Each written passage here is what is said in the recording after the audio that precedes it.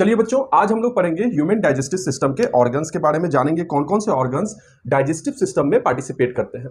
चलिए, तो सबसे पहला ऑर्गन जो होता है हमारे डाइजेस्टिव सिस्टम का वो होता है माउथ, जहां पे फूड का डाइजेशन फर्स्ट स्टार्ट होता है। उसके बाद इस डाइजेशन में, माउथ के डाइजेशन में जो हेल्प करता है वो करता है हमारा सलाइवरी ग्लैंड। यहां तक समझने में कोई दिक्कत नहीं है। तो माउथ के डाइजेशन में और 3 सलाइवरी ग्लैंड्स होते हैं, तो इसको आगे क्लास में हम लोग देखेंगे। उसके बाद होता है हमारा जो फूड पाइप के नाम से जानता है, जब फूड हमारा इस पाइप से होते हुए, तो इस पाइप को हम लोग एसोफेगस कहते हैं, ESOPHAGUS, या इसको फूड पाइप के नाम से भी जानते हैं।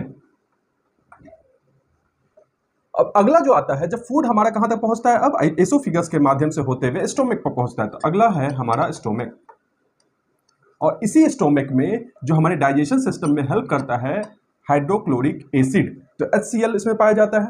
उसके बाद हम देखेंगे कि इससे जस्ट स्टोमक से सटा हुआ जो होता है वो होता है liver, LIVER, liver.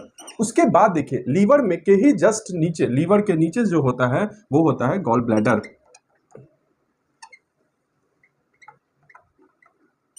Gall bladder हो गया, और स्टोमक के जस्ट पीछे जो होता है वो होता है पैंक्रियाज। और जब पैंक्रियाज से, अब स्टोमक से फूड होता हुआ कहां आता है हमारा स्मॉल इंटेस्टाइन में, स्मॉल इंटेस्टाइन। अब स्मॉल इंटेस्टाइन का जो लेंथ होता है वो पूरे डाइजेस्टिव सिस्टम में सबसे ज्यादा लेंथ स्मॉल इंटेस्टाइन का वो अप्रोक्स कितना होता है, 6 मीटर के अप्रोक्स होता है। अब हम आगे देखते हैं, तो अगला जो हमारा आता है वो होता है लार्ज इंटेस्टाइन।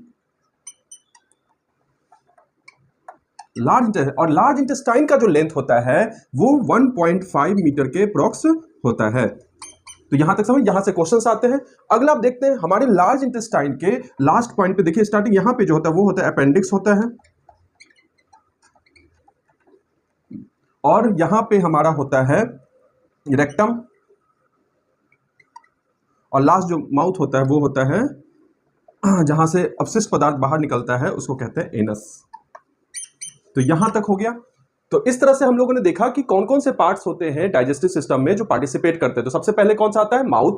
दूसरा आता है, माउथ में ही हमारे फूड को डाइजेशन में हेल्प करता है सलाइवरी ग्लैंड। उसके जस्ट जिस फूड डाइजेशन से माउथ से होते हुए जब स्टोमक में आता है, तो जिस माध्यम से स्टोमक में आता है उसको कहते हैं एसोफेगस, जिसको फूड पाइप के नाम से भी जानते हैं। स्टोमक में जाता है तो वहां HCl पाते हैं, और भी बहुत सारे एंजाइम्स होते हैं जो डाइजेशन में हेल्प करते हैं। लीवर होता है, लीवर में भी एंजाइम्स बनाए जाते हैं, और यहाँ पे कार्बोहाइड्रेट का पाचन होता है।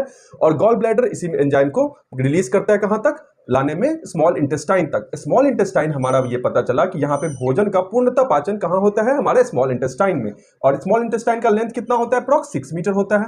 अब भोजन जब पूरी तरह से पच जाता है तो वाटर और कुछ जो बचे हुए पदार्थ होते हैं वो कहां पहुंचते हैं, लार्ज इंटेस्टाइन में, जिसका लेंथ कितना होता है, 1.5 मीटर। अपेंडिक्स होता है, इसका यूज हमारे बॉडी में नहीं होता है, तो ये एक्स्ट्रा पार्ट है।